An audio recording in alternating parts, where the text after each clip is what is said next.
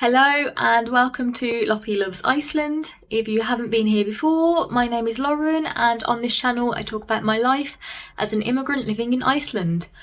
And today I am going to be talking to you about I guess it's a museum. It's a tourist attraction in South Iceland. It's called the Lava Centre, not to be confused with the Lava Show, which is a completely different attraction. So the Lava Centre is in a town on Route 1 called Hvolsvöllur. I can never pronounce that. It's one of the really hard names to pronounce for me. Hvolsvöllur. It'll be on the screen, alright? So it's in that town. It is on the ring road. You won't miss the Lava Centre if you went past it. I have been so curious for many years. I've been living in Iceland for over 7 years now and I've always wanted to go to this place and never did. I recently did when my mum came to visit, just for something to do because it was raining, so it was a nice rainy day activity. So we went there.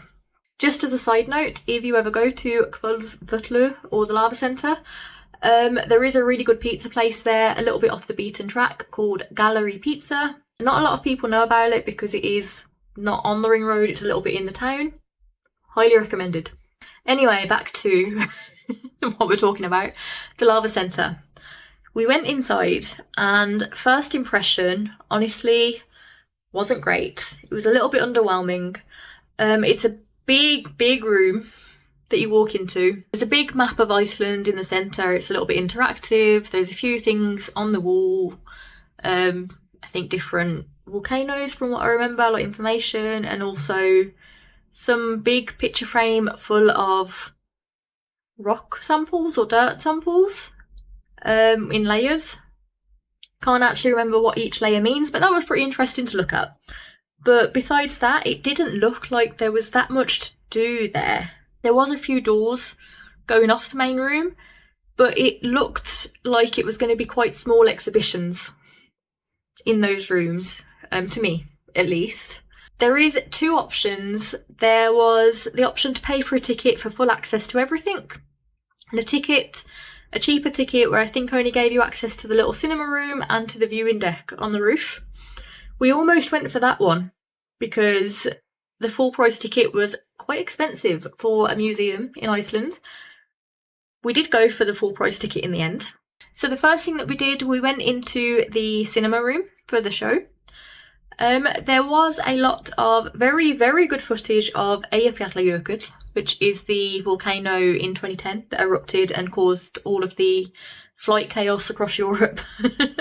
There's a lot of footage there that I hadn't seen before, and it was a really interesting show. There was no speaking during the show that we watched. There was a pedestal to have like a live speaker, but no one was there when we were.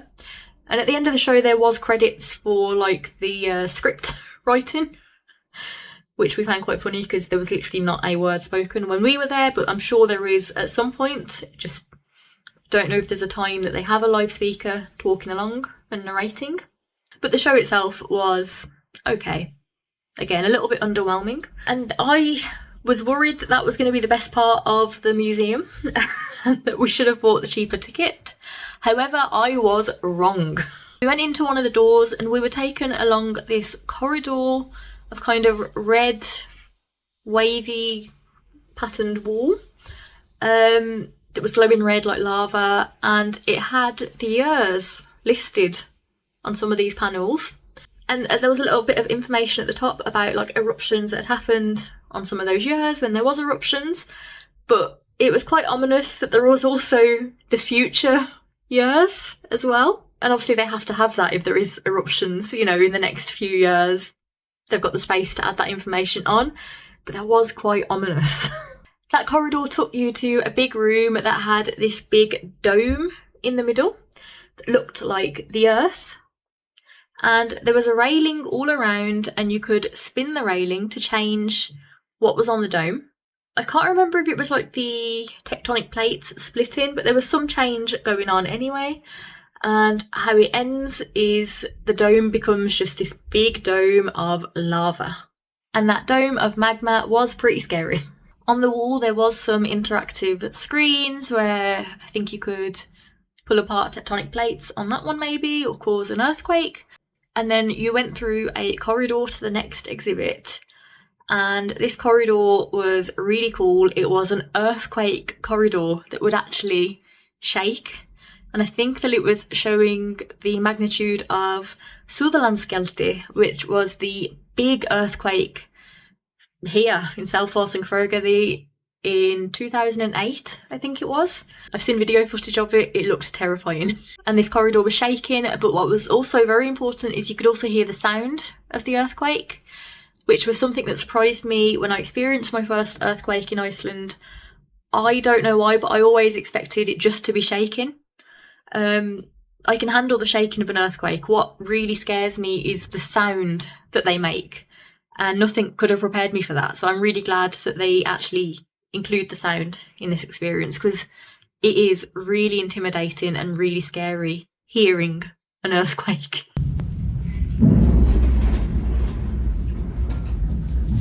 I remember it. And then the next room that you ended up in was amazing. It was a giant mantle plume, otherwise known as the fiery heart of Iceland. I think it was just a column of magma, I can't remember. It does explain in the museum what a magma plume is. I know nothing, so I can't explain it because I can't actually remember. But it was huge. Just the centre of this room was this huge model of like glowing red magma. Scary, but also really cool to look at. And then you can walk all the way around it. There's a platform all the way around with information on all these boards. The room after that was also really cool. So it was a room full of these beds of different kinds of lava, and it explained about different stages of lava. And there was also a lot of interactive screens in there of volcanic systems, and you could slide things to like change the eruption, or to, I think there was also like a glacial flood. There was different things on the screens and everyone was different. There was a lot of different things to do. You can interact with everything. And the final room that we entered in that exhibition was this room where just it was only interactive walls. Just all 4 walls were completely interactive. There were different volcanoes. I think my boyfriend tried to interact with it, but it wouldn't work for him. But there was a lot of people in there, so I don't know if there were just too many people for it to interact with everything. But when we walked in, it was what I'm assuming was meant to be an ash cloud, but I thought it was a snowstorm at first, and it was just swirling all around us very fast, and it was scary. So if that is an ash cloud, I'd be terrified to be in that. And then the final part of the museum is the viewing deck up on the roof. There was a sign with information about different mountains I think you could see in the distance on a clear day. Unfortunately, it was very cloudy when we went, so we couldn't see anything. But it's a very, very nice deck up there actually. It's very nice views, and if it was a clear day it would have been absolutely stunning. It was very windy up there when we went, but we did go in the autumn/winter period. So yeah, maybe in the summer that'd be a nice activity. Depends on the weather, because you know, even Icelandic summer is not great weather-wise sometimes. There was a gift shop. We did have a quick look in there, but it's just typical tourist gifts, you know, nothing really of interest to us. And one of the things that I only noticed as we were leaving, in the big main entrance room was a really, really cool light on the ceiling. Kind of looked like a, don't remember the proper name of it, is it a topography map or something? I don't know, it's the, you know, there's like rings of layers of like mountains and things. I'm not explaining it very well, but it looked like some kind of geographical picture. So overall, this museum was worth going to. It was a bit pricey for a museum in Iceland, I won't lie, but it was really, really good. It was very, very interactive. I learned a lot. I would definitely go again. I'm excited to go back again actually. I did really, really enjoy that museum. First impressions weren't great, but it was a really good experience. There was quite a lot of people there when we were there, and there were a couple of tour buses parked outside. I think it is fairly popular with tourists, so just be aware that it will be probably quite crowded if you go there. But yeah, I do recommend it. So that's it for today's video. Let me know what you think below in the comments, and like and subscribe if you haven't already. Thank you so much for watching. Have a lovely day, and I will see you in the next one. Bye!